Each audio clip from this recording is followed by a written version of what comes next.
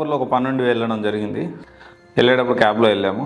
So work అంతా complete చేసుకొని క్యాబ్లో వెళ్ళడం జరిగింది. రిటర్న్ వచ్చేటప్పుడు వర్క్ అంతా అయిపోయింది. వర్క్ అంతా అయిపోయేసరికి ఆల్మోస్ట్ ఈవినింగ్ 6 అయింది.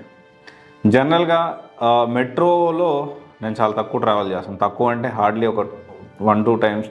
ఇప్పుడు నిన్న వెళ్ళడం అంటే ఈ వీడియో చేసే ముందు రోజు వెళ్ళడం సెకండ్ టైం నేను మెట్రోకి వెళ్ళడం. సరే, ఇదంతా మీకు ఎందుకు చెప్తున్నాను, ఇదంతా మాకు ఎందుకండి అంటే చాలని జీతాలుతో ఎక్కువ కష్టపడకుండా మంచి జీతాలు తెచ్చుకోకపోతే ఒక హైదరాబాద్లో అంటే మెట్రో నగరం, మెట్రోపాలిటన్ సిటీలో బతకడం అనేది ఎంత కష్టమో మీకు చెప్పడానికి ప్రయత్నం చేస్తున్నాం.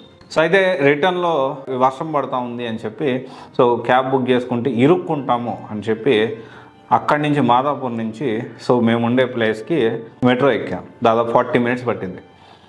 40 మినిట్స్ అయితే ఈ మెట్రో ఎక్కేటప్పుడు తోసుకుంటూ నుంచోడానికి కూడా ప్లేస్ లేదు ఆ మెట్రోలో. టికెట్ తీసుకొని కనీసము 2 కాళ్ళు అటు పెట్టి నుంచోడానికి కూడా ప్లేస్ లేదు. మెట్రోలో ఆ నుంచోవడం కోసం కూడా ఒక పెద్ద టాస్క్.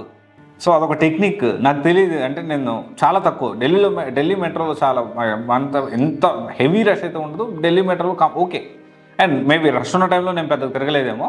బట్ ఇక్కడ మెట్రోలో నేను ఇది హార్డ్లీ సెకండ్ టైమో థర్డ్ టైం నాకు కరెక్ట్గా గుర్తులేదు. సెకండ్ టైం అనుకుంటున్నాను నేను. అంటే అక్కడి నుంచి మెట్రోలో నుంచోడానికి కూడా మనం కొట్లాడాలి. అక్కడి నుంచి ఆ నుంచోని అసలు ఒకరినొకరు అసలు ఎంత కంజెస్టెడ్ ఉంది, ఎంతమంది జనము.